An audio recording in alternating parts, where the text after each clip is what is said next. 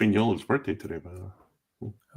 Oh, happy itty bitty birthday to Mignola. And also it's happy Franco Day. Yay.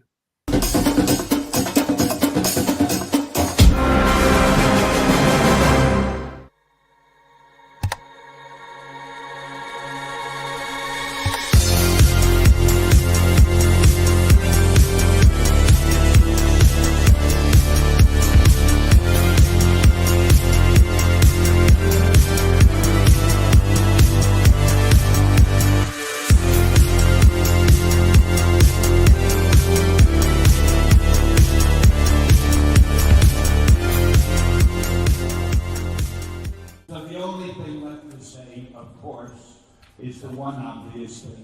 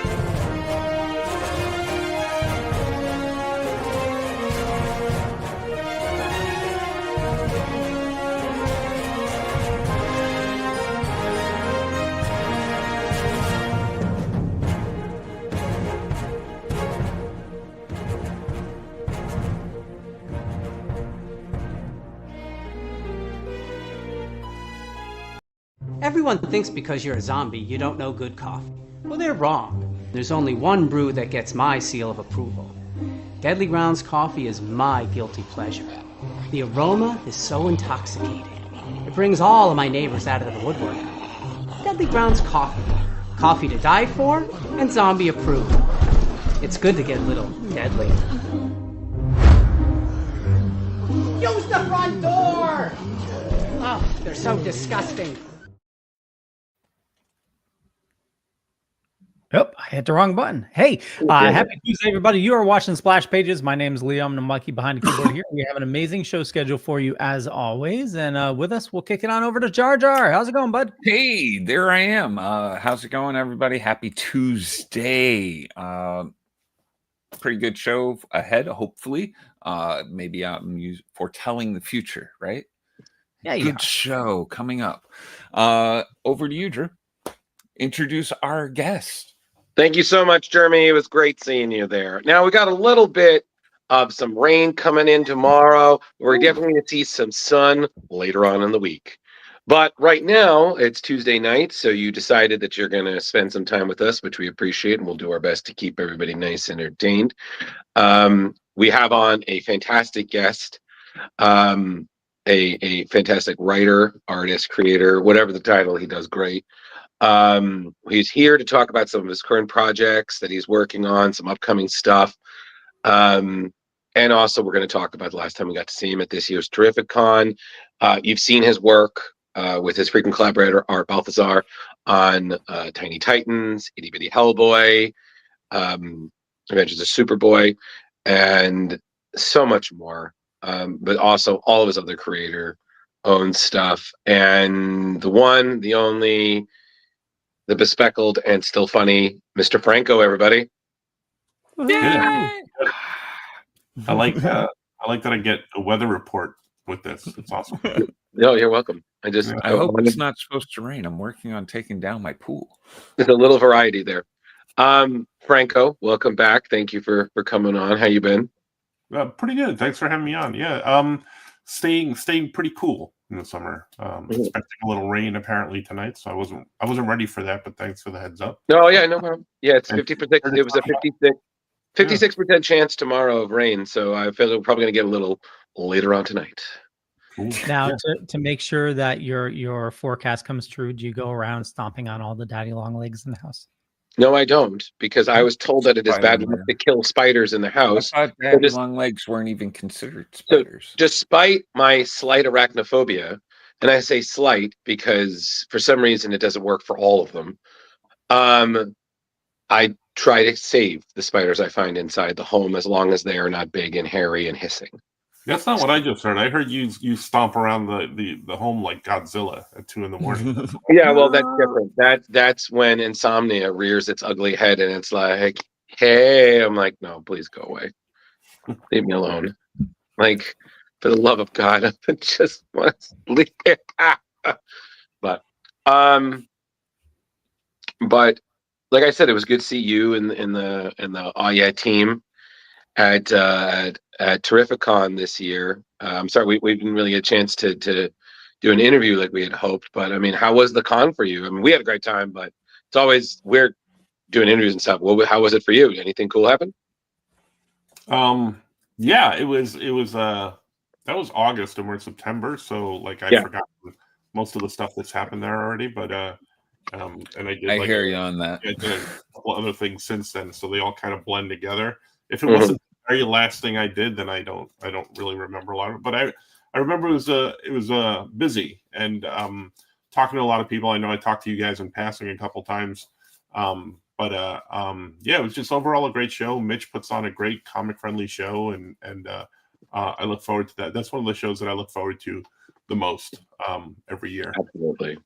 Absolutely. I can agree to that. That's like our bread and butter. We look forward to it every year. And Mitch, you're right. Rich puts on such a great show. We always have a ton of stories when we leave. We're like, oh, these both inside jokes and like cool things that happened. Are you still doing the podcast with John Suntrees and Mitch about Star Trek and stuff? Yeah, the season finale of Strange New Worlds was just this past week, and I think we're talking on Thursday. We're doing a live thing on Thursday for the season finale, and yeah, we talk all things Trek. So how'd that get started? Johnny and I always used to talk about Star Trek stuff anyway, and you know, it was just an extension of, you know, we were doing the Oh Yeah podcast, which we still do, but you know, we just getting everybody's schedules together is crazy. Like we send an email or a text out to everybody like once a week, and like, how about this night? How about this night? And everybody's like, no, I can't that night, but I can this night. Oh, I can't that night. You know, so like, you know, like you guys do and have a set schedule every Tuesday, but we're not that disciplined. So, you know, we've been doing the Oh Yeah podcast for quite a long time now. I forget the exact number of years, but it's I think over 10 that we're doing it. I want to say like about 14, maybe more years that we've been doing it. Nice. But it's just not very consistent with a schedule. It's just like, oh, hey, you know, the Oh Yeah podcast is happening tonight because we all just happen to be free. So, so extension of that, we just started talking Trek, and then our good buddy Wayne is a big Star Trek fan as well, and Mitch is a big Star Trek fan. So we all get together and talk about, you know, Star Trek. So I was going to ask. I know. One at a time, boys. I know how John feels about Strange New Worlds, but how do you feel about it? That's pretty much what I was going to ask. Yeah, it's a little bit of a mixed bag for me. I loved, you know, I disliked Discovery a lot, but I liked, you know, when Pike and Spock were, just not a fan. But I liked when Spike and Spock and Pike were on there. I combined their two names into Spike. I like when they were on there for a couple of episodes, and then when they did Strange New Worlds, I loved the first season. I think it's kind of gone really downhill from there. Not in terms of, you know, there's some stories that are great, and production value is fantastic. I love it. You know, the look of it. But you know, the whole thing that just sticks in my brain is they're in continuity with the original series, and there's just so many holes that need to be filled. And I'm like, okay, are you going to do this? Because I don't think they are. They have another 2 seasons, and I don't think they're going to fill, you know, and make it, you know, merge seamlessly into the original series. I don't think they're going to do that. So. You know, Mitch and Wayne have kind of like written it off. Oh, it's a different timeline. I'm like, yeah, but it's not, because they keep saying it's not. and that's the thing that kind of sticks out in my brain a little bit, where we're like, are you going to fix this or not? Yeah, I don't get as passionate or tyrannical about it as Johnny does, but I'm kind of in that camp. Listen, I only hear from you guys what it is. Like me, I have no skin in the game. I'm like, I enjoy Star Trek, I enjoy Star Wars. It's just like at this point, I'm living through your, like, you, Leo, John, like your passion. So I'm like, if something's good, I'm like, okay, great, another good Star Trek show or thing. Or if it's bad, I'm like, well, that's sad. They're like, okay, well, okay, it happens. I mean, Star Trek has had disappointments. There have been some movies that we don't talk about. But it is what it is. I mean, the same thing for any franchise. Yeah, overall, I think the stories are really great, but there's just something that they just take and twist, like the Gorn and stuff like that, where like, hey, in the original series, Kirk was the first one to see a Gorn, so now Right. Wait a minute, we have a whole ship that's seen them and dealt with them and fought with them, and how do you explain what happens in the future unless they do something in these next couple seasons? But we'll see. So maybe all my anger is misplaced, and I don't know. And that Gorn was like so slow moving, and then these are like predators. It's right. Yeah, I mean, again, like those little things I can forgive. Like when the Klingons show up looking different through the different iterations. I can forgive that because, but they address them. But I don't know how they're going to fix. Look, we're going to get Franco. Franco, you have to do exactly when people complain about things in Marvel or DC. I got 2 words for you: time travel. Except they already did that. That's what I'm saying. But it's the same thing with the X-Men. Oh, you don't like it? Time travel. Gonna get a goddamn new timeline. Yeah. But so just to avoid an intergalactic incident, Yeah. we'll switch topics.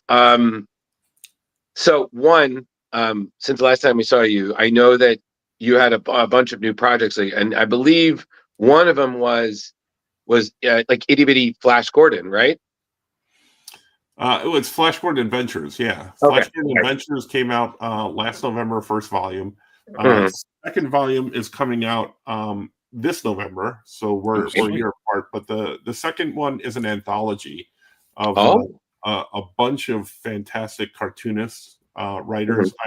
I wrote I want to say I wrote three or 4 stories. I wrote like about 6 or 7, but I think only 3 of them, maybe 4. I can't remember now without looking.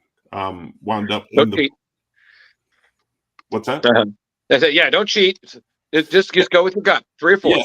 I want to say 3. And Art and I wrote the bookends. So it starts out with a story, and it explains all the different looks and styles of all the different cartoonists. So he's looking through this machine and he sees into different dimensions, and then all these different cartoonists tell their own stories. So Art and I wrote the bookends, and he did the artwork. I did a story called Beast Week that's in the book, and I wrote a story that Chris Giarrusso drew. Nice. And I think that's it. Those are the 3. Okay. So yeah, it's a fun compilation. You have people like Chris Eliopoulos, who's doing the he's at Xavier Riddle stuff on PBS, and the Hero books, and Chris Giarrusso, who's done a whole bunch of different Marvel stuff. So it's just packed full of a bunch of great people. Oh, absolutely, and all just talented cartoonists. And again, like, you just assemble people who have such a great sense of humor. Like, I think that's what works so well with your stuff, is that you appreciate it, but you know how to playfully poke fun at certain things. Oh yeah. But like in a respectful way that just, like, you just laugh on it, And I think I noticed that especially through like Tiny Titans, Itty Bitty Hellboy, my 2 favorites, and then like other things you guys have done, Arkham Maniacs, all that kind of thing. Like, there's such a good humor to it. And I feel like, how, like, when you're working on that, like, how does that come up? Is it just like, yeah, let's do this? Like, that's so crazy. What happens if we ask this question? Or, like, because like the reason I ask is that some people talk about how difficult it is writing humor versus like drama. And do you have like a similar kind of feeling about it, or is it just like, yeah, we'll just do this, and somehow people are like, oh, that's so funny. I think it's just been kind of easy for me. I mean, growing up, I would say stuff to people, and they would say, "What do you think, you're funny?" And apparently, I thought I was, because I would keep saying those. But humor always comes easy to me. I like writing dramatic stories as well. Right.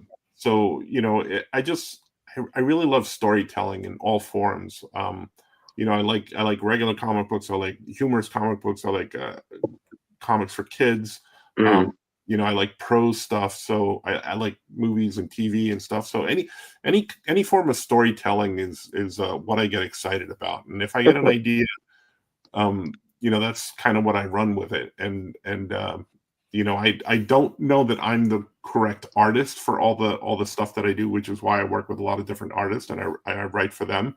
But there's some things that I do and that's my, kind of up my alley. But writing is one thing that I've been able to do storytelling wise is what gets me excited. Okay. Hey, listen, whatever works. I mean, again, have you put anything out where you've done both the writing and the art?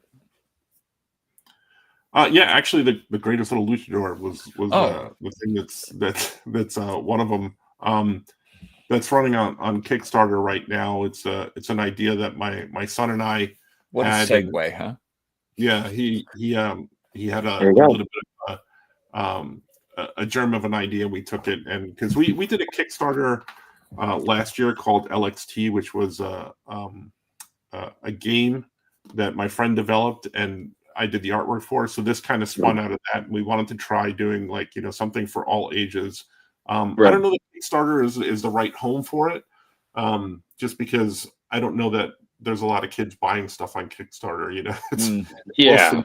it's mostly just adults. So it was a fun project to do. And I'm really looking at Kickstarter being kind of like a laboratory where I can, this isn't something that was going to go to a publisher. Right.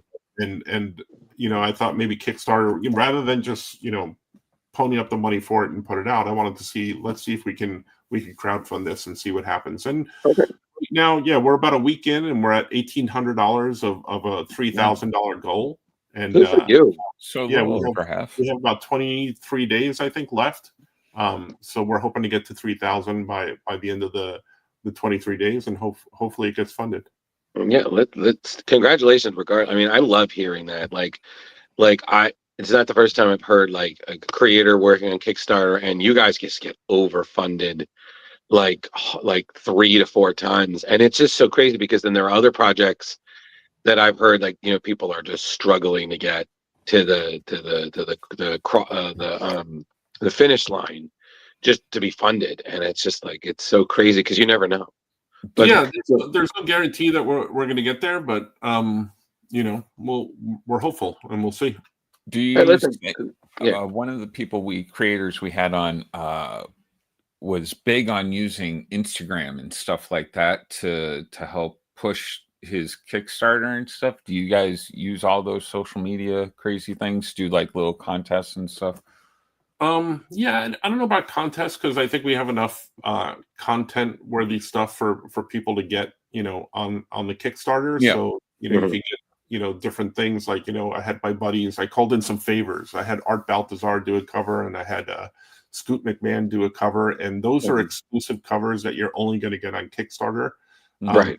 So they will not be available after the Kickstarter ends. So only my cover is going to be available afterwards.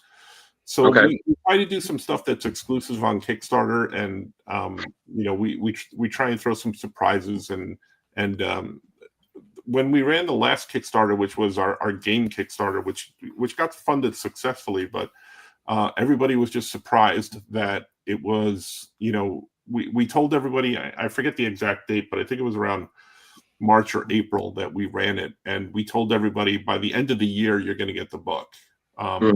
But everybody was surprised because a month after it got funded, everybody got the book because everything was done. All the files were done. We just were waiting on the printer. So the same thing is happening with this. All the files are done. The book is complete. Everything is ready to go. It's just that if it gets funded, then I send it to the printer and hopefully everybody gets it in a timely manner. Because, that's one thing I know that I dislike about Kickstarters. If I fund something, a couple of years later, I'm still waiting for it. And I'm like, that's not really what I want. I kind of want to see it in that. So.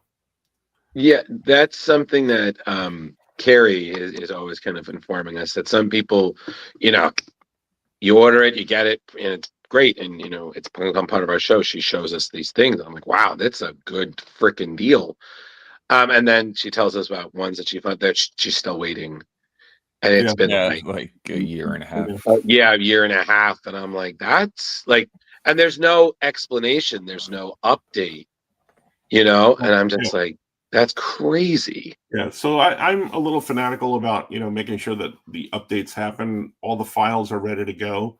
And it's affordable. And if you got in early, which was 48 hours, first 48 hours last week, you can get the book for $8. So, the way we geared it is that, potentially, and within the United States, outside of the United States, it's more, but within the United States, shipping is going to be about $12 or so, because we send it in padded envelopes.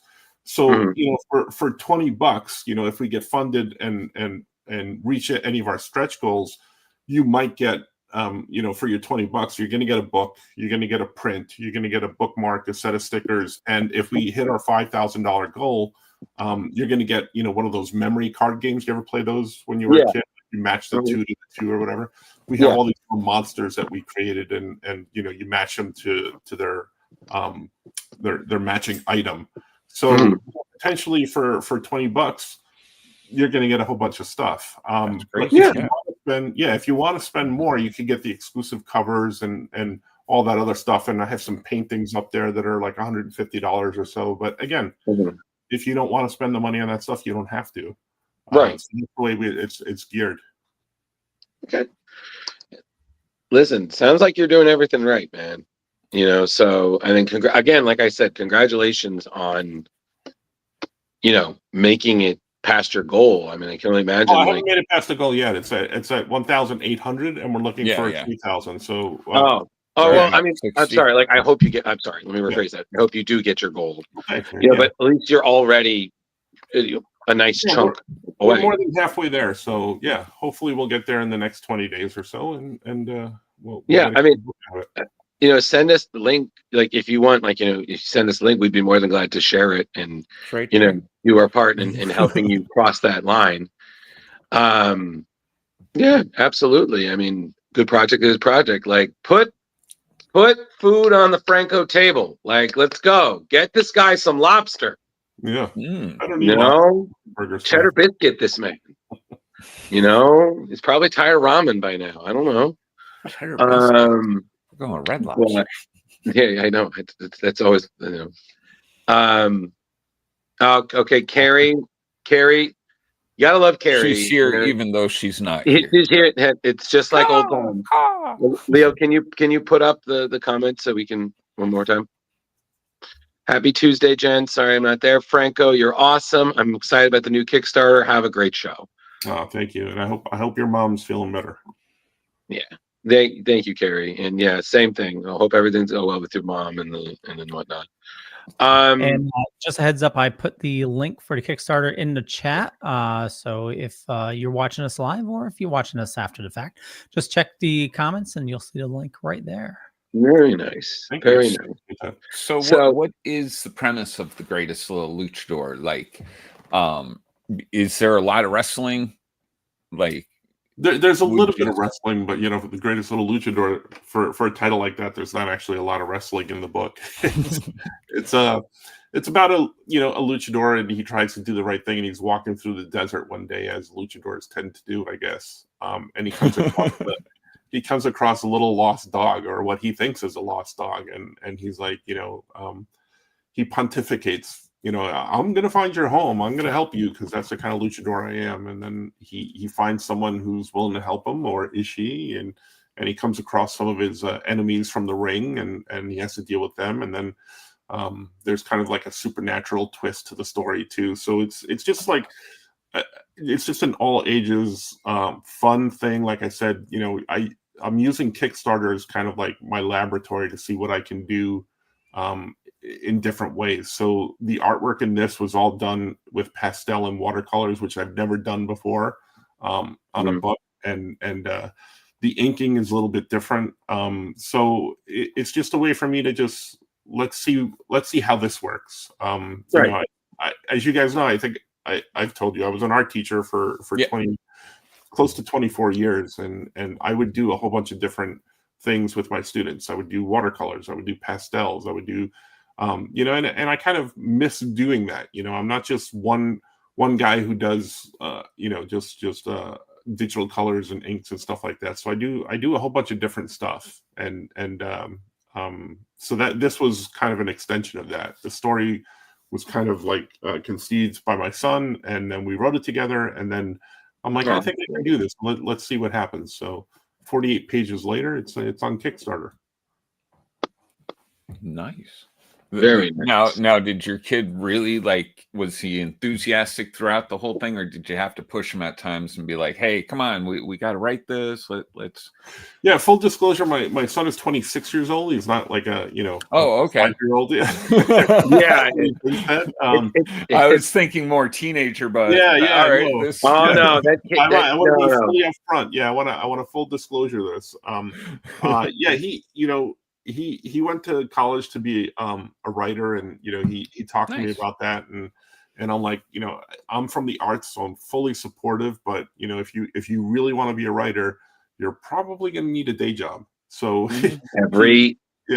that's the best advice you could give him. And I still remember that conversation I had with you and your wife when you said which school he was going to at the holiday party. Remember? Yeah. So, so I mean, I fully support him, and I know how tough this or any entertainment business can be. Right. He's got a good head on his shoulders, and he's a good writer. And I'm not just saying that just because he's my son, although I would, but I'm not lying in this case. He's actually a really good writer. He's smart, he's funny, and working. I'm working on a couple of different things with him, so it's been real fun to do. Absolutely. No, he's great. More. He's got a great sense of humor. Is he more drawn to doing novels, or does he really want to be in the comic book biz? I think he'd be open to writing anything, as would I. Okay. I mean, I mean, most of the stuff I do is in comics, but I just did some work for Svengoolie. I don't know if you know. Also, I was one of his artist collection design shirts last month before, and they just released this past Saturday. I did a design for their pajama pants. So if if you go online to his store, you can see the pajama pants. I think they're limited edition, but I drew cartoon characters versions of all the cast. Yeah.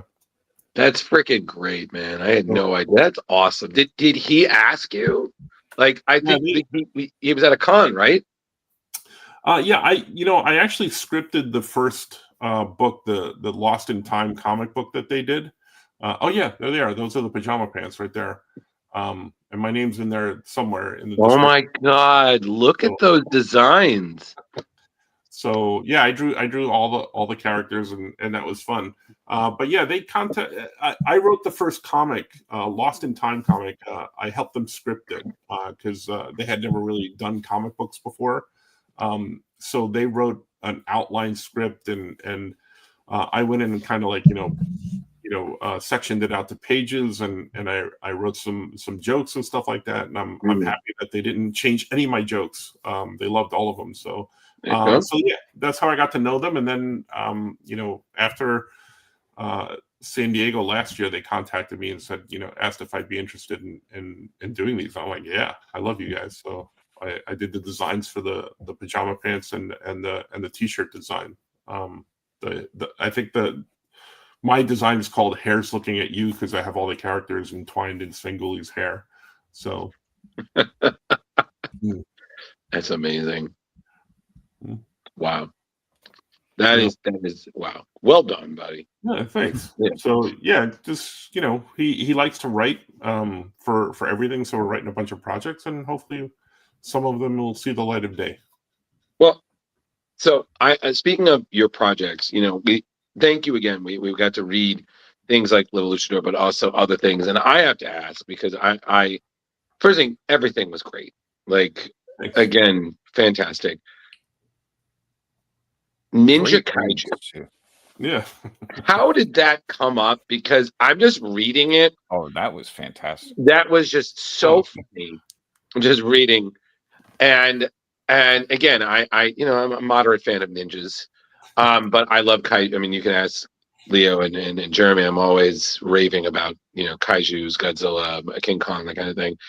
And it's just so like you translated such love in the craziest simple way, and it was just delightful. Like, how did that come up? Were you just like, was that just an accidental sketch? No, actually, it's an interesting story. This was going to be our first Kickstarter, not the Greatest Little Luchador. This was actually be my first Kickstarter with Scoot. Scoot McMahon is the artist on this book, right? And I was, I was in the bookstore one day, and I'm looking at some of these titles, and I'm like, why am I not on this shelf with these people? I mean, I have imposter syndrome and jealousy rage all at the same time. Yes. When I'm working on stuff. So like, I'll go to the bookstore because I love going to the bookstore and looking at all the titles. But I'm looking at these titles and I'm like, even though my book's been on those shelves before, I'm like, why is my book not on here now? Why don't I have something like this up here now? And on the ride home, I was thinking, what are the coolest things that kids like? I want to write a book that's just all out, pedal to the floor fun. And what do I write? And what do kids like?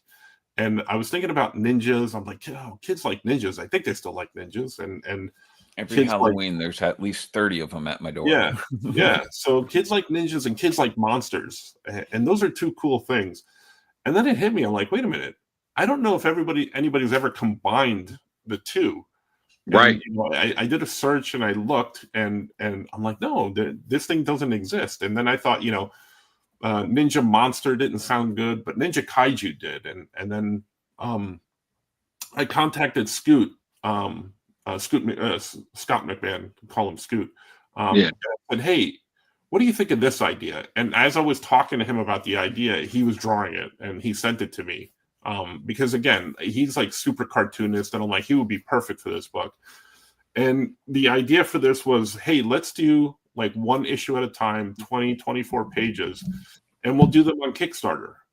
Because, the publishing world, I know we're going to start talking about, Chase Speedington later, but, that took about 7 years to get done. By the time I finish writing it to when it's getting published is about 7 years. Wow. So I wanted something a little bit more immediate. And what's more immediate than drawing a comic book, putting it on Kickstarter, and a month later, 2 months later, you'll have the book in your hand. Right. So Scoot was like, yeah, I'd be up for doing that. And I love the title and everything. And we talked about ideas and what it should look like and stuff like that. And there he is with the tree chucks. He takes two pieces of yeah, Franco, I don't know what was funnier, either tree chucks or him making like a makeshift fly swatter. Yeah. Well, don't give away too much, but yeah. Yeah, no, but I just like the weapons. Like, like again, the whole thing was creative down to even like how you resolved everything. And I think that's just first what I love is like the way you set things up and you tie it up just almost effortlessly. And it's just it wasn't it's not effortless, but I'm glad it looks that way. Yeah, that's exactly what I mean. It's like it's you make it look like it's the easiest thing, but I Thank you. know how much like hard work goes that's into that. You know, yeah, that's a true Yeah. compliment. I appreciate that. yeah, man. Yeah, so I mean, this was a book that we were going to do on Kickstarter, and then I was talking to Adam Walenta, who's my editor at Paper Cuts, and we were Mhm. talking about the first Flash Gordon book, and he said, "Hey, you know, I need something." You know, he called me up, and we were talking. I said, "Sure, I'll get you that. You know, I'm just finishing this up to send to Scoot." And he's like, "What are you doing?" And I said, "Oh, it's this idea that I want to do on Kickstarter. It's called Ninja Kaiju." And he goes, "Oh, why don't you send it to me? I'd love to take a look at it." And then a week later, he's like, "Yeah, no Kickstarter for you. We're going to publish it." So I'm like, Nice. "Okay, great." You know, so that's fantastic. But you know, again, in contrast, Chase Speedington took like 7 years.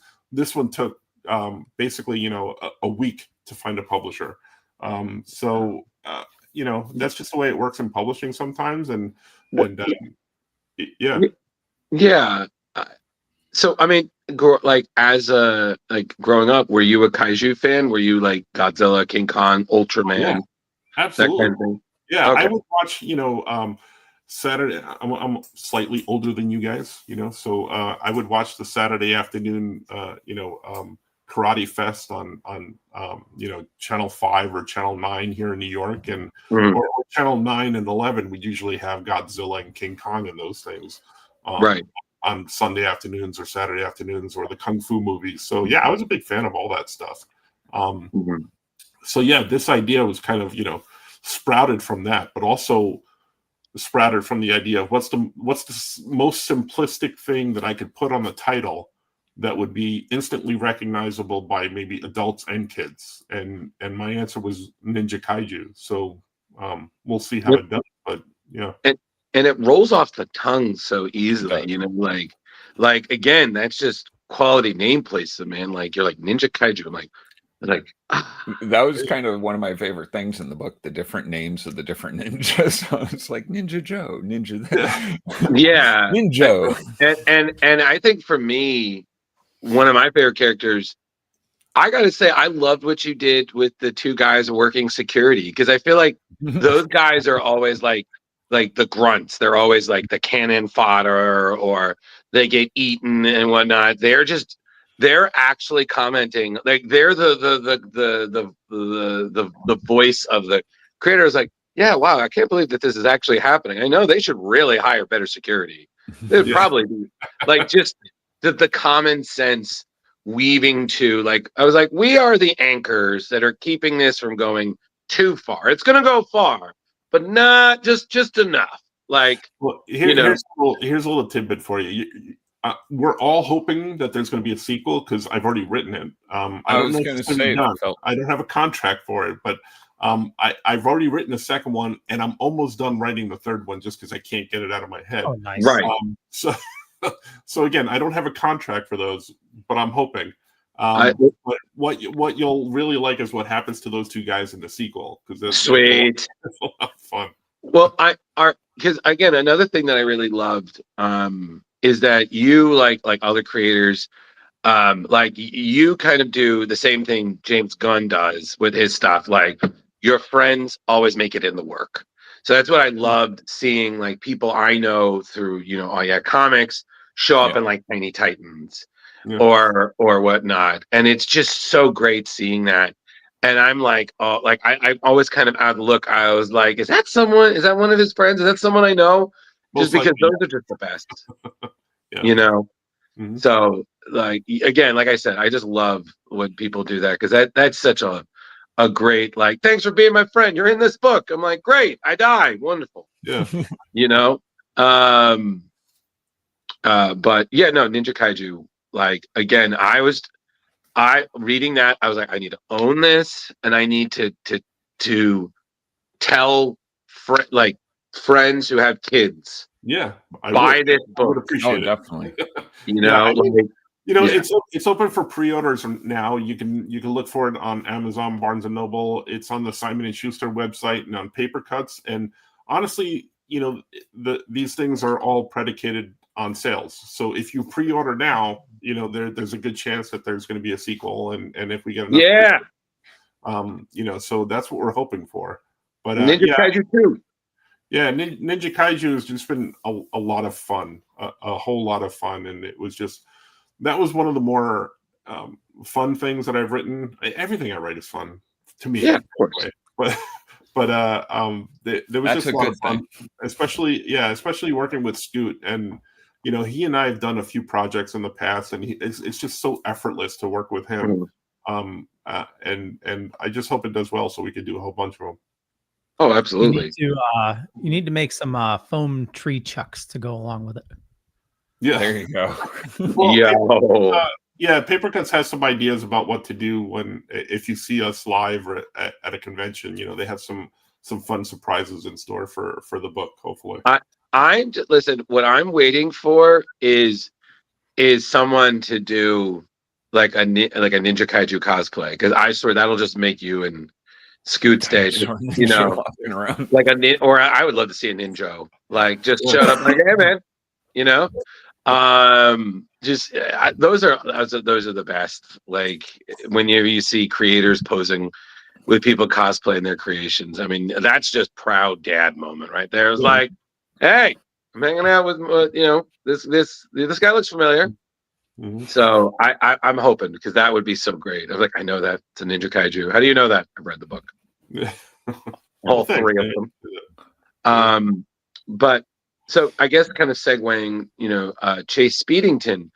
So I guess the first thing to ask regarding that, like you said, it took like 7 years. Yeah.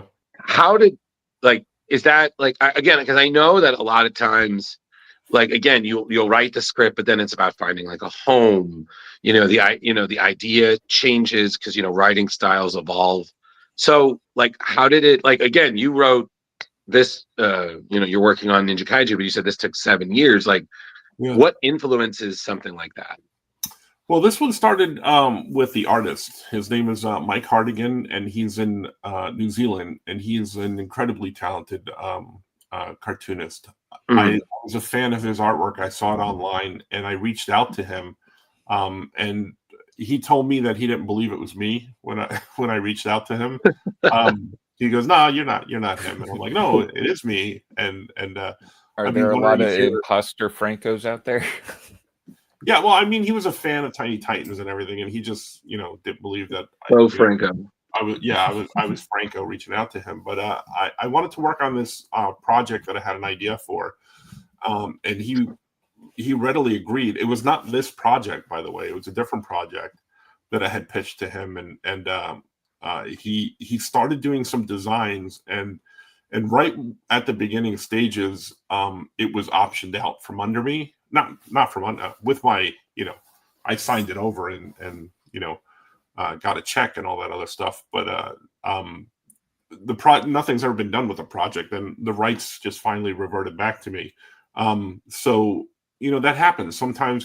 Somebody finds out what you're working on, and they're like, "Oh, we want to buy that, and we want to make it into this or that or the other thing." I'm like, "Great." So now I was stuck without a property to work on with Mike, and I said, "Listen, since you were going to be so awesome as to work on something that I thought of and dreamed up, and you were willing to work on it, what do you have that we can work on? I'd be willing to write something for you." And he had this character named Chase Speedington. Actually, we talked about a couple of different things, and I'm like, I like this guy because this was some of the fan arts, the artwork that I was a fan of that he would put up. So we talked about a story and what is it okay if I do this or that or anything? So basically, I came up with the whole backstory and the story itself and everything, and he did the artwork, and we kind of pushed it along to see if we can get it somewhere published over the last few years, and then eventually it was Paper Cuts that picked it up, and Adam Wellent at Paper Cuts who picked it up. I noticed that the dialogue is very mum and mate, and was that all because he's from New Zealand? No, originally, part of the 7-year journey was that originally this took place in I don't think a lot of people know this. I don't think I told this to a lot of people, but originally the Queen was Queen Elizabeth of England, in this book. Oh, no kidding. But then she died. And then, my agent is like, yeah, you might not want to have her be the Queen of England.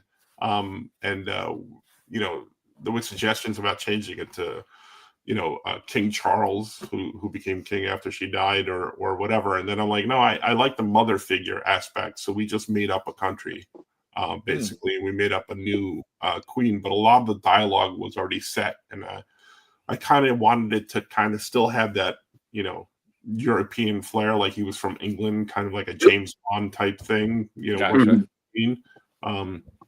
So that's why a lot of the dialogue remained the same. Leo, you're very quiet up there. Sorry. No, I'm just engrossed, and actually, I got a question that popped in. I thought you were like distracted by something else going on. No. I'll bring it up in a couple minutes. Something about Ninja Kaiju. I want to keep us on Chase Speedington, but yeah, I'll bring it up. Do you are your villains inspired by anybody particular, or are they just like creations from your head? Because I get a lot of different feelings from whatever. Eisenfaust. Yeah. Yeah. Eisenfaust is really kind of just like an amalgamation of all the all the James Bond villains that were there, and I just smushed them all together. And I wanted to make him, have this superiority complex, like, he's the best at what he's the best villain ever, but he really doesn't know anything. he can't do anything right. Really, it's this his right hand person, which is this person Nadia, who really is the brains of the outfit. But again, I just wanted to make something fun and funny and more adventurous. So it's kind of like, a mashup of James Bond and Indiana Jones, but with more humor thrown into it. Okay. Yeah. Fair enough. I mean, like I said, the style was just so absolutely adorable, and it it's funny. It kind of reminded me. Like it kind of reminded me a little bit of like kind of like what like Scotty Young style, but also what was I looking for? Scotty Young, kind of some Chris as well, but like it was just so fucking dynamic. Excuse my language. It was just so dynamic and just fun to read. So again, another home run for you, dude. So do you always intend all your books to be all ages? Or not all your books, but a lot of your books. No, that's just kind of just the way it worked out. I like to write. Again, going back to the Kickstarter thing, there's going to be some very not so kid friendly books. Not adult, because I hate that word, because it's not they're not adult content, but they're made for a more mature audience. More so I'm going to be doing something. Yeah, I'm going to be doing something like that on Kickstarter eventually. But yeah, I keep getting hired to do this other stuff. So that's what's been selling and what kind of what I'm known for. So that's what I've been doing lately. It's kind of nice to have that kind of a title for yourself. Yeah. Your audience is kind of huge with it being all ages. Yeah, it's a little disconcerting when I get adults that approach me that have read Tiny Titans and now they're reading it to their kids. So that just makes me feel older than dirt. But yeah, it's fun. It's funny you said that, because I remember reading something online. I think that Chris Eliopoulos posted that he had gone to the hospital for like a checkup or something, or doctor's office, and he mentioned he works on like the IM books and everything, and one of his nurses said, "Oh my god, I remember reading those in grade school," and it was like, and 8 hairs fell out of my head upon hearing. And I was just like, oh no. Yeah, I knew it was time to get out of teaching when the last couple of years I had students of students. You know, like Right. like I had students that I had, and they had kids that are now coming through the district, and I'm like, yeah, it's time for me to go. So, Yeah, listen, my mom, you know, who retired a few years ago after putting in 40 years collectively, I think she would always bring that up too. Like she would eventually have kids of students back when she was, and I was like, what's that like? She said, odd. yeah. You know, especially if they happen to look like it, because it's like she said, it's the perpetual state of deja vu. You know, just like I remember having this conversation with your father Right. years. That was the whole thing, because I taught high school, and you know, the kids always stayed the same age. I just got older, you know, because like, you know, they would cycle through, and they'd always be that age group, and I'm just getting older and older. So yeah. Well, I remember, especially because one of my friends, his I think his cousin was one of your students. And I would, you know, post photos, and he would be like, "Oh my God, that's my cousin's favorite teacher. I can't believe you know him." And I was like, "Yeah, man. I mean, you know, you just see the same guy at, you know, the same convention going on a couple of years. You're gonna start to get to know somebody and be like, hey, yeah, you I've know." had a lot of kids over the years, and it's so weird because recently 2 of them have kind of just popped up in my atmosphere, or in the world. Actually, I had a student who did her very first stop. I was teaching her how to do stop motion animation in class, and she just won an Emmy. She just won an Emmy for a stop motion animation film. And then, you know, I had another student who, you know, he told me one of his favorite projects to do in class was in my advertising art class. I had to make a trailer for a non-existent movie, and you know, and that kid wound up scoring the Superman movie that just came out from James Gunn. So, oh my God, dude! It's, you know, it's so cool to have these kids out there that are you know, just living their dreams and accomplishing such cool things. You know, I'm friends with a lot of former students on social media, and to see their kids and what they're doing now, you know, that's the part of the job that I always liked. I always liked being in the classroom doing the artwork. I disliked pretty much everything else, but being in the classroom with the kids was the fun part. I think that's the other thing that I feel like it's really cool, especially like having those experiences, like those stories to tell. Because like Will, like I know I'll talk to, you know, my friends, like, oh, what do you do? And, you know, I'll tell them about things that we've done on the show, or, you know, things that happened at the con. And they're like, oh wow, that's so cool. And I'm like, yeah, it's kind of like I don't want to sound like M. Bison in the Street Fighter movies, but I'm like, for you it's cool. For me, it was a Tuesday. It's Tuesday. You know, or in his case, he was like, it was a Wednesday. And I'm like, it was a Wednesday, huh, Raul Julia? I wonder why. But just real quick, and I apologize. You ever get one of those ideas in your head that you can't think of anything else? Like, it's just envelops your mind. Yeah, I usually write them down and make books out of them. Yeah. Okay, well, here's what I'd love you to make a book out of. Okay, so I thought of the perfect crossover for you for Ninja Kaiju. It's a movie that has a cult following. It is absolutely genius. It's an indie film, but it would be the perfect like crossover for Ninja Kaiju. You ever hear of Velocipaster? God, the movie, the Velocipaster. Okay. Yeah, Velocipaster. Yeah, he's a pastor that turns into a velociraptor that fights ninjas. You come up with a, you know, it writes itself. Comic version of it. Okay, Leo, do you remember that thing we talked about thinking before we speaking? This is not one of those moments. That would be perfect. It's Leo, I just file that with Freddy versus Jason versus Ash, okay? There's already a cult following for it, you know. Yeah. Are you full-time comics now, Franco?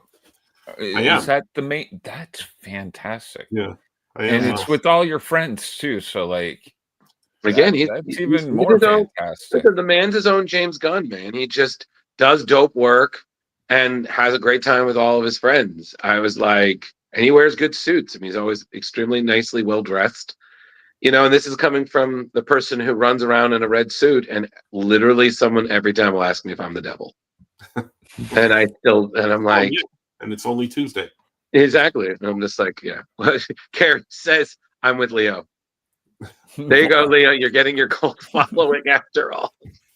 Yeah, again, my comics career spanned the entire time of my teaching career as well, and people would always tell me, oh, you do comics too, and like, why are you still teaching, or vice versa, and I'm like, yeah, well, eventually, I guess I'll have to quit one or the other, but it took me 24 years to decide to quit teaching and do comics full time, but I get to work with my friends and comic shops and traveling to different places to meet fans and it's just again it really just boils down to the stories for me. I love telling stories, and the fact that I get to do it with such cool people is an extra bonus.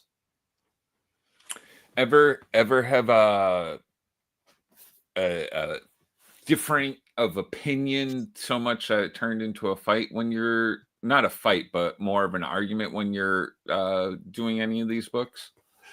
No, actually, there's been differences of opinions, but they've been discussions, not really arguments. That's good. I'm not a person that likes to argue. Although if you talk to my wife, that answer would probably be different. But just creatively, I work with different people because I like the collaboration process. So, I've never had a crossword really with anyone. I've been working with Art Baltazar for, years and years and years on books. And I've been working with Scoot for years and years and years as well, because he did the Oh Yeah comic stuff with us as well. And, I've never really had an instance where it's been, no, it's got to be my way or your way or whatever. It's always been a discussion, and if, I feel passionately that it should be some way, I'll put my arguments forward. And I'm the first to admit that, although I think all my ideas are awesome, I know they're not. And I'm willing to have a discussion with someone about it. And, usually what happens is a better idea comes of it. I'm working on a book right now with a couple of different people that we're looking to maybe kickstart at some point. And we wrote it. There's three of us. I wrote it with my son and my friend Alex, and we have an artist for it. But we found that, oh my gosh, someone kind of already did this idea. So we had to pivot, and we talked about it, and a better idea came out of it. So that wasn't an argument per se, but that's like an example of how something better could come out of a discussion or talking about things and talking them through. And you would never have gotten that idea if you didn't do that sort of story in the first place. So it all kind of works itself out. It's just, you have to be open to, because I think sometimes people, they're so like, I feel like sometimes creatives, they fall in these categories. Like, one, they try so hard to imitate their inspirations, so it's like, oh, I'm trying to be like the people who inspired me. And like the story I always bring up is we talk about James Gunn, when he was talking about Guardians, he wrote up a plan, he was going to send it to Marvel, and he showed it to a friend. I was like, this is good. And the guy was like, yeah, this isn't what I would do. I was like, how would you write it? And James Gunn wrote out what he would do, and the guy said, I would watch this movie. Yeah. This is what you should send. And he did, and that's the Guardians of the Galaxy, you know. I feel like, the best stories are ones that are, from collaboration. I really do, because I think it makes the stories better.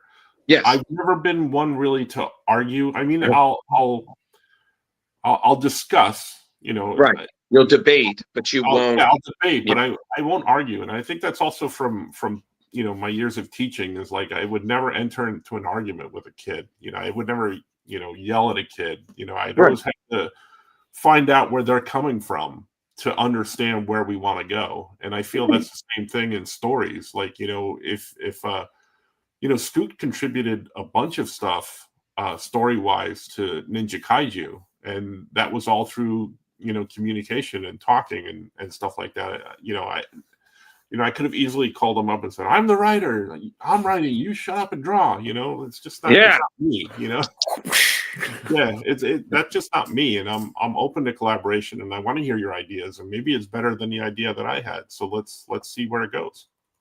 Absolutely. I mean, and sometimes that's the best way to go about it. It's just like, again, it makes life easier, and you're not as stressed out from all the arguing. Because, like you said, it's you're better together than you. Right. And again, you've worked on your own stuff, but again, like, there's a reason that you keep, you have your multiple collaborations with art, other people you've worked on, and again, your stuff has won awards, or even been nominated, which is in some ways just as cool. Like, it's, so yeah, winning's better though. Oh my God, no. Getting nominated is great. Winning is better, but yeah. This is a guy who's won a bunch, yeah. Yeah, but it's just, I think the thing that's just so great about a lot of your stuff is, like you said, you've done all these things. There's always something new to work on. You're enjoying it, but you're just having a good time. And then I think that's just the best way to go about it. It's still fun. And then you see some people like they're just on autopilot. Right. It's like, do you even? It's not fun, especially at this point in my life, being the age I am. If it's not fun, I'm not doing it. Yeah, exactly. Yeah. So speaking of collaborating with Art, am I remembering it right that you and Art co-own a comic shop? Yeah, 3 of them actually. One Wolverine Claw. It's Oh Yeah Comics. We have one in Skokie, Illinois, one in Muncie, Indiana, and the other one is right here in Harrison, New York. Woo woo. Yeah. And again, that stems from a discussion and a collaboration with my friend Art and my friend Mark, and also from a lot of other people outside of us that told us that we can't do that, and that just makes me want to do it. So I just want to thank you and Art, and by extension the great Mark Hammond, for letting me accomplish my dream of occasionally manning a comic book store. Yeah. On occasion, it was back when I was living in Harrison.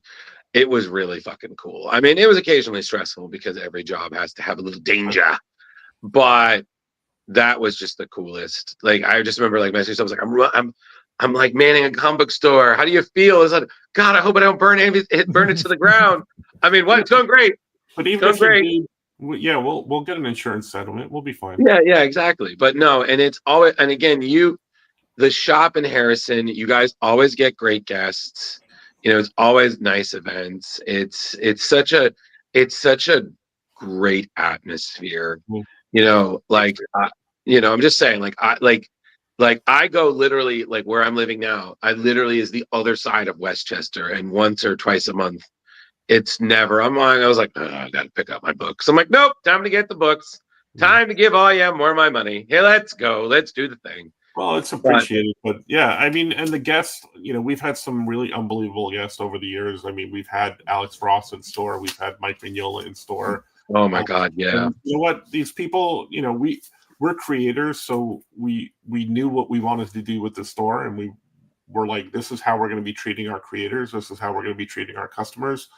And word gets around, and when we invite creators, we've never really gotten a no. It's just like, let me see what I can do with schedule, because they talk to each other and they hear about the store. And the best compliment I've ever gotten was from Louise Simonson when she came to sign last time. I said, well, I'm so happy that you came. I hope you enjoyed your time here, and I hope you enjoyed the shop. And she goes, oh my gosh, if I lived here, this would be my comic shop, she said. And I'm like, that's the kind of praise that I want. That's what I want to hear. And I want to hear that not just from Louis Simonson. I want to hear that from you. I want to hear that from just a person who walks in for the first time. Right.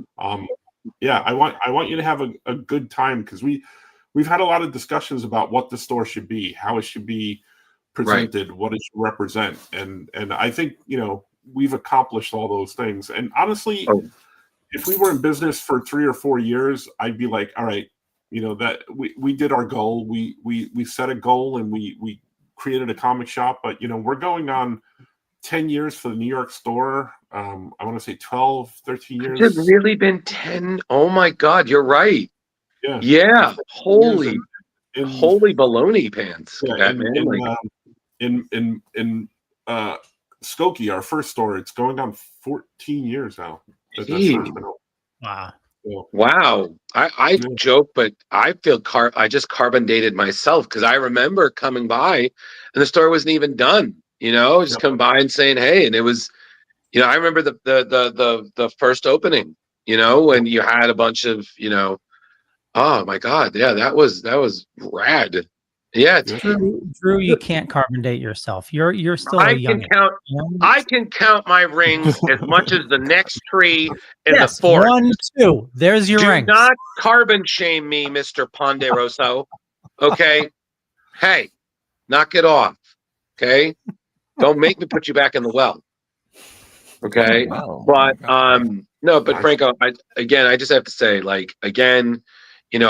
I've been a patron to quite a few comic stores in my day, but again, the atmosphere of, I was like, no, this is my shop. I don't give a shit. This is my place. And again, great experiences, meeting all sorts of creators.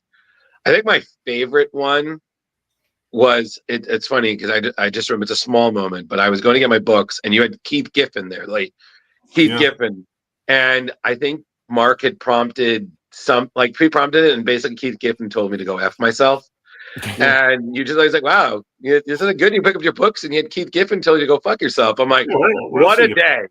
Yeah. What a day, man. Yeah. I mean, again, I can't tell you how many comic shops I've walked into, and there's been a handful, and I'm not going to name them, but I didn't even get a hello when I walked in the door, and I'm like, this is not the way to run a comic shop, Mm-hmm. So we strove to do everything different from every other bad shop I've ever been in. Yeah, I always did my best. You're right. There are some that was just, and I'm like, okay, this is a good start. I walked into a store once, and I was there for 20 minutes before someone even acknowledged that I was there or said hello. And the first 5 minutes, there was no one in the store. They were in the back room. I remember one time I was at a wedding. It was my friend's wedding day, and I went to this wedding, and it was just unbearably long. Because it was a wedding, but it was a full service. So I'm just sitting there, and I'm just like, oh my God. And me and my friend went to 7-Eleven afterwards, because you got to get your slushie on. And then what are we time to kill? I look up, there's a comic store. So in between the wedding, I'm just at a comic shop, pouring through long boxes and just doing the thing. And I'm just like, I'm a fucking nerd, and I love it. Jeremy, you would have been proud. I found the comic collection of The Hobbit. Ooh. By but you didn't buy it. No, I didn't. I'm sorry. I was like, this is cool. Not cool enough for my money, though. But with all due respect to David Wenzel, of course. Now, Franco, are you guys strictly comics, or do you have to do out all the Pokemon games and Magic the Gathering games and all the Funko Pops and the Funkos? Some. Yeah, we those we've kind of phased out now, because we're again, depending on where you are, we have more of those in one of the other shops, but you have to also be aware of where you are and what your customer base wants. So that's one thing that Mark and Joe and Christy have really done really well.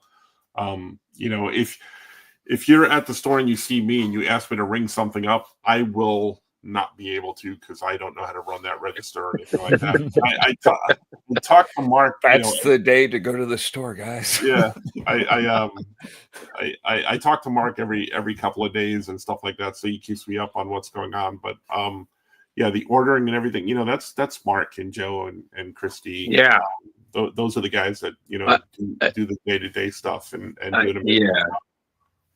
And Mark has worked in so many stores, and he always has like Mark is kind of the person I feel like is the kind of person I aspire to be, just someone who has such great stories. Like Mark never fails to have this wonderful story because he's worked a bunch of cons, he worked a bunch of stores for and he's just so good humored.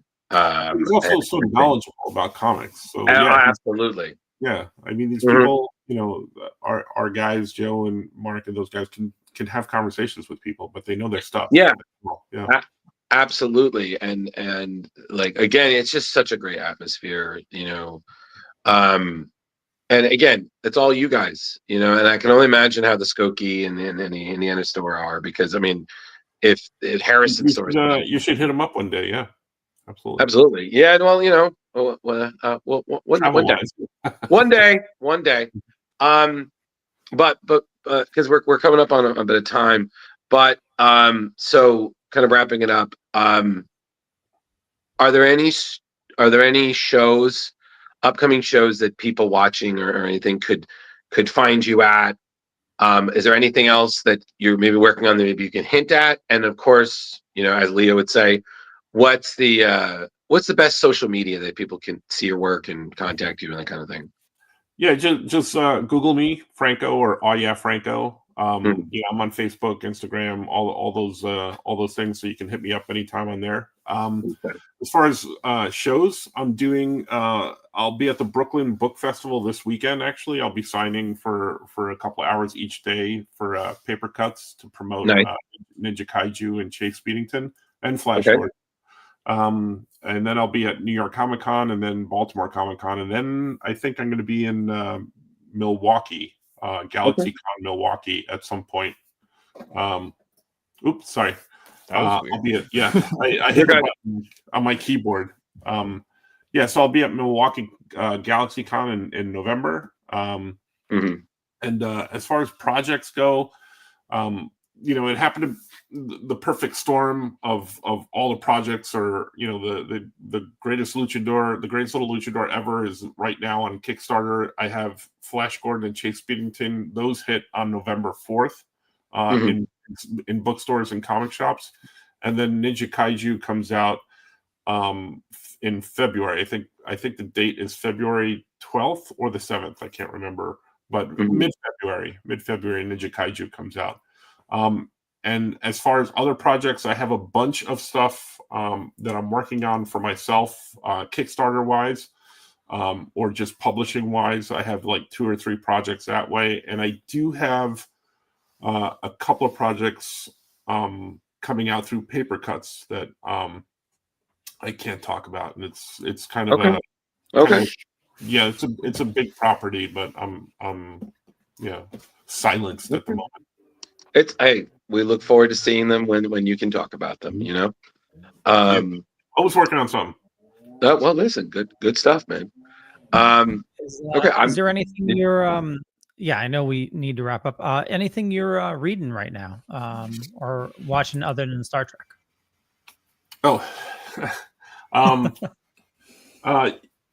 I want to say yes, because occasionally I pick up an issue or two. I do get comics, kind of like, not a lot, but I do get them held for me weekly at Comics, and I pick them up and I buy them and I bring them home and put them in a pile and don't read them.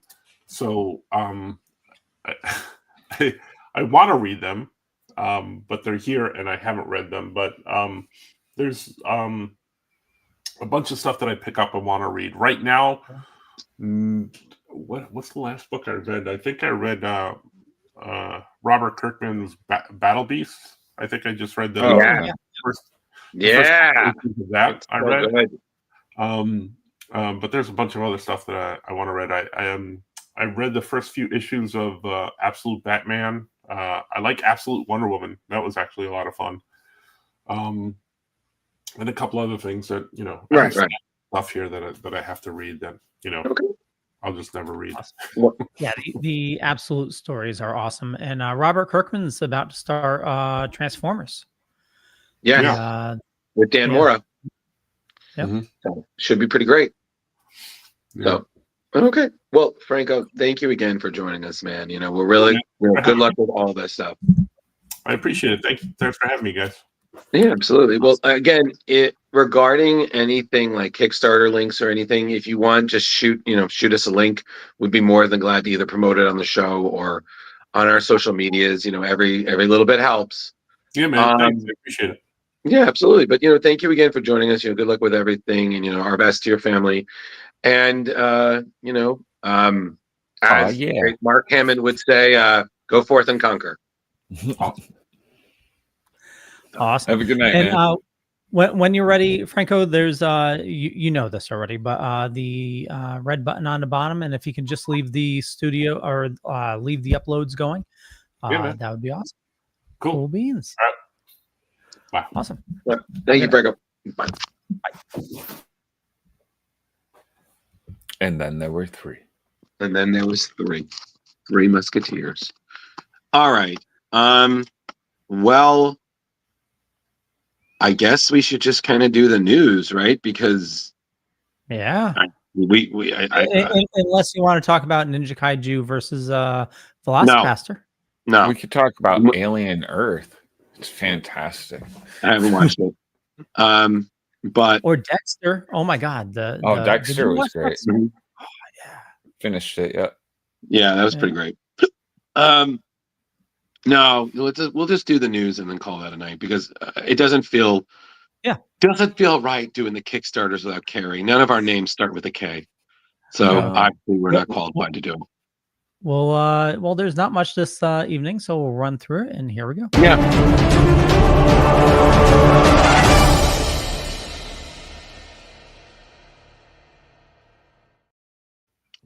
Hello, everybody. Welcome to Variant Watch. We got some stories here, and stay afloat. So, first one, as we know, this November, you're going to have Marvel heroes going back in time to pretty much try to save history as we know it, joining forces in 1776 from writer J. Michael Straczynski and artist Ron Leem and Sean Damian Hill. You have the greatest Marvel heroes joining forces with George Washington, Ben Franklin, John Adams, and others to safeguard America's legacy. So they have released an exclusive look at David Nakayama's special foil variant for 1776. And it's one honoring a different legacy. This is referencing Jack Kirby's take on a revolutionary era of Captain America from Cap's bicentennial battles that was released in 1976 for America's bicentennial. It's the big book Treasury. Mm-hmm. Yeah, I have that. Oh, wow. Right. So this is bringing back Captain America's American Revolution suit, which, as you see there, featuring the circle of the stars on the chest and the striping at the waist, as well as the tricorner hat with the iconic A in the front and center. And then the shield is also the shield that closely matches Kirby's original. So, I mean, it's just beautiful reference to Marvel history as they're saving history as it is. So again, looks fucking great. So awesome. So yeah. All right. And then the second story is in tune to a new movie coming out next month. So Marvel Comics is celebrating the release of Tron Ares, which is the latest installment in the Tron franchise, which will be arriving October 10th with Tron Ares variant covers. So there's select issues in October reimagining Marvel characters in the visual style of Tron. So this is the second time we've seen this, because back in 2010 they did a Tron variant for Tron Legacy. So so we'll go through the ones that they've released so far. So these are covers that will be available from October 1st all the way through to the 29th.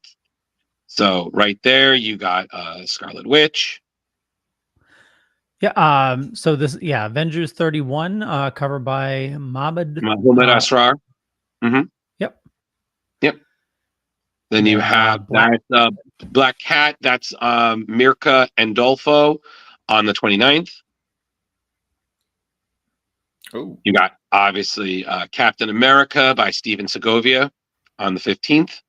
I like that. That's kind of cool. Yep. He went Yeah. with the neon Yep. stuff. You had that the Incredible Hulk variant, issue 30 by Ben Sue, also That is out on the 15th. That's Jeff the Land Shark by Rod Race. I love this. It's so cute. You got that's Miles Morales Spider-Man by Paco Medina. That's out on October 22nd. These are all so awesome. Yeah, and then that one, that's the Moon Knight Fist of Khonshu variant by Luciano Vecchio. That's that's I think that's some New Avengers by Hikam Habachi. Yes, thank you. Mm-hmm. Nice. Look at that. Isn't that? Look at that. I think that might be my favorite one. Look at that. That's gorgeous. Yeah, this is Ultimate Spider-Man number 22 by Javier Fernandez. Mm-hmm. That's Ultimate Wolverine issue 10 by Phil Noto. Yeah. Uh-oh. Oh, and that's it. Yeah, nice. So those are the ones that we've seen released so far. I think that's pretty much all of them, I believe. Yeah.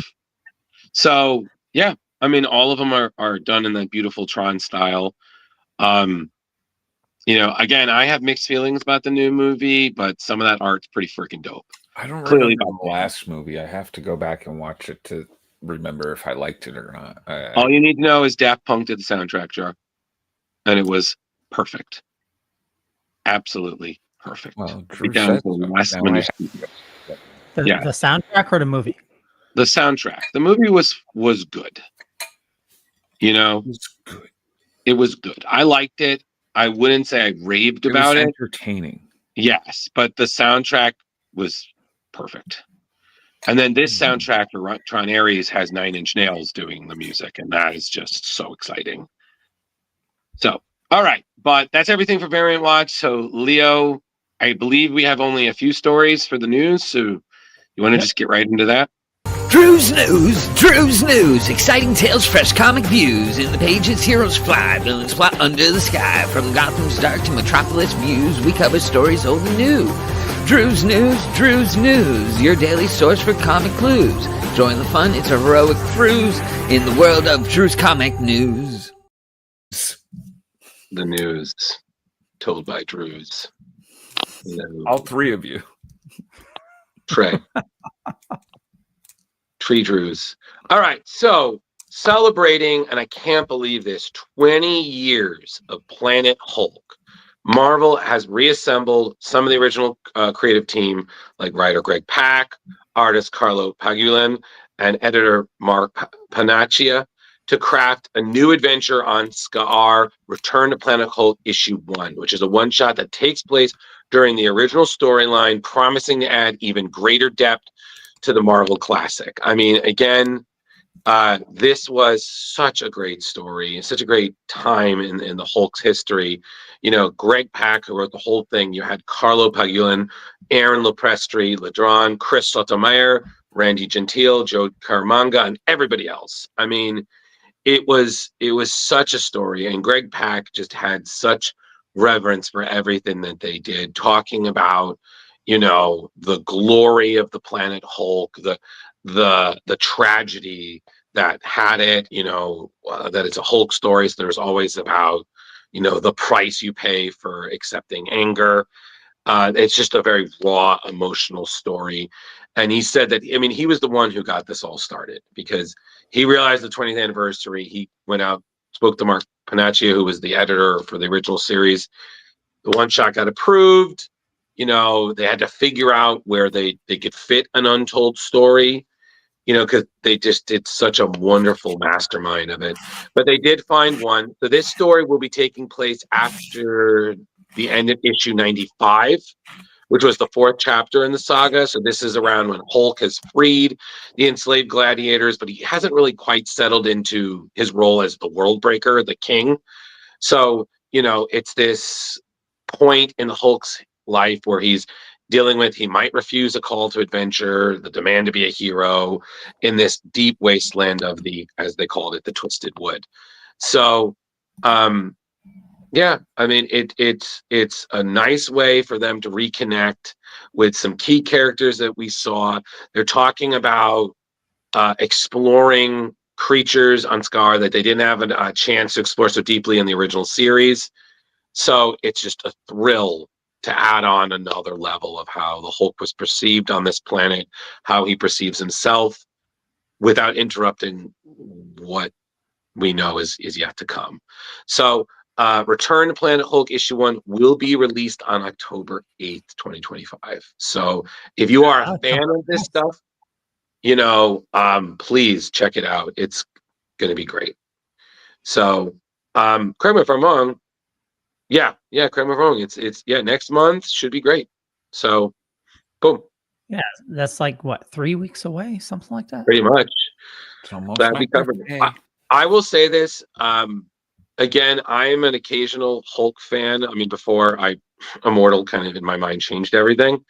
But I will give credit. Planet Hulk was such a great series. I mean, Greg Pak did a fantastic job with Scar and everything. And then, of course, you had World War Hulk that came out of this, and it just was a great time. So them coming back, I mean, 20 years, I was like, wow. Like, I remember reading that when I was, I think, in like high school or college, and it was just fantastic. Quiet.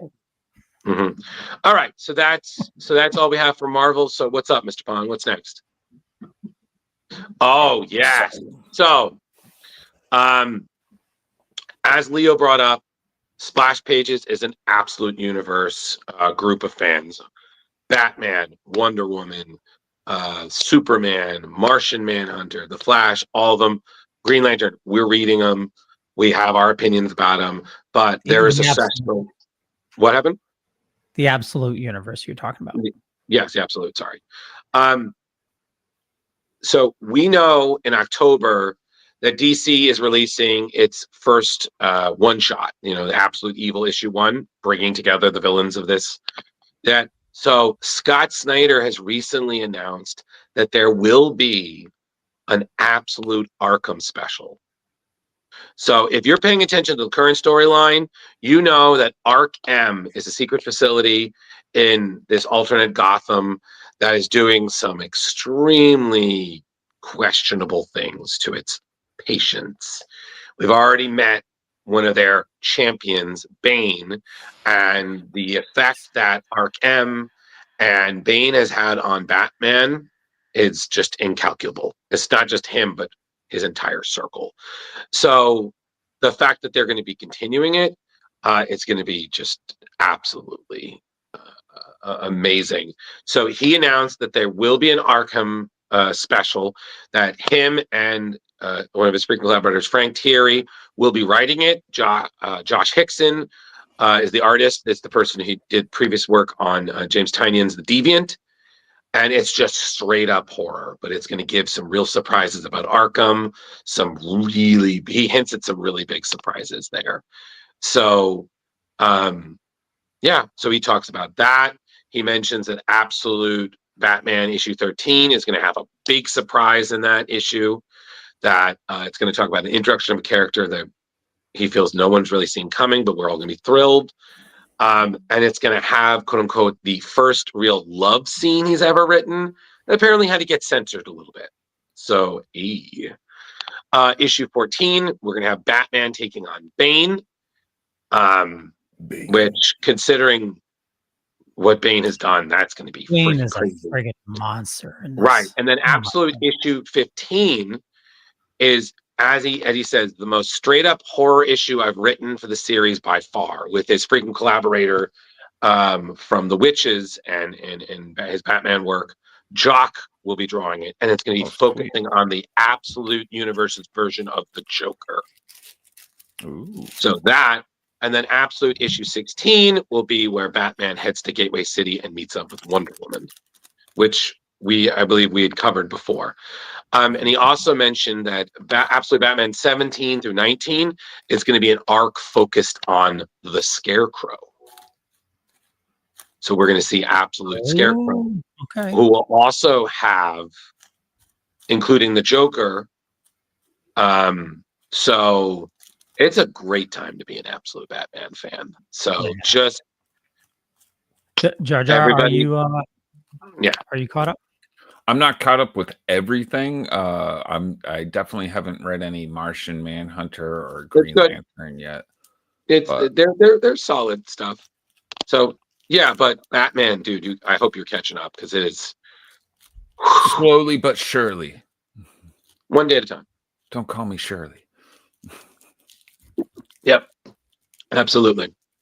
All right, and there's one more story, and I am super pumped by this one because it's all about Dark Horse and the Hellboy universe. So, Mike Mignola has announced a new project, joining forces with writer-artist Ray Allen, who did The Manderfield Devil, Town with a Million Eyes, for a paranormal western called Carmen Redclaw, Belly of the Beast, which is a story that's going to be connecting to the Lobster Johnson lore and the overall Hellboy universe.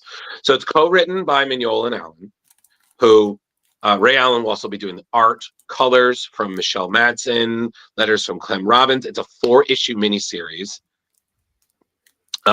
which will feature covers from Ray Allen with variants by Mignola himself, Jake Parker, Tanji Zonik, and Benjamin Schreiber.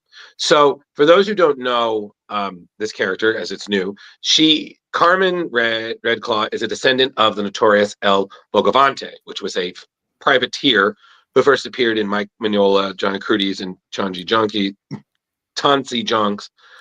I'm saying it wrong, but I apologize because I've met this creator and he's great. The 2014 Lobster Johnson, Get the Lobster. So basically, she is a shape-shifting supernatural gun for hire who investigates a cursed ranch in 1870s New Mexico territory where something is killing the cattle in the area, and it's up to Carmen to find out whether it's a beast or if it's humans are the real monsters.